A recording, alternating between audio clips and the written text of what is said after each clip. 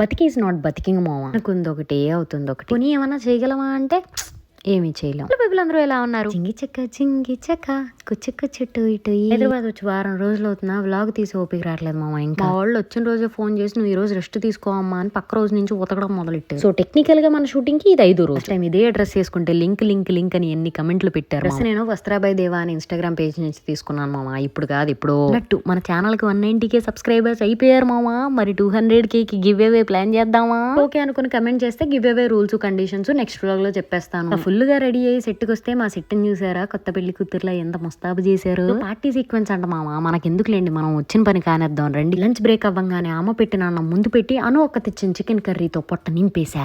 Rest తీసుకున్నాక మళ్ళీ short కి రమ్మన్నా. అనుకుంటాం గానీ సమ్మర్ లో సీరియల్ షూటింగ్లు చేయడం చాలా కష్టం. ఎవడుకుండదులేండి, కష్టపడితేనేగా కడుపుకు బువ్వ. సరే ఇప్పుడు నేను ఎందుకు సతమతం అవ్వాలి? ఈసారి మీకు పరీక్ష. ప్రపంచంలో ఎన్ని ప్రొఫెషన్స్ ఉండగా సమ్మర్ లో ఎవడెక్కువ కష్టపడతాడు? కమెంట్ చేయండి.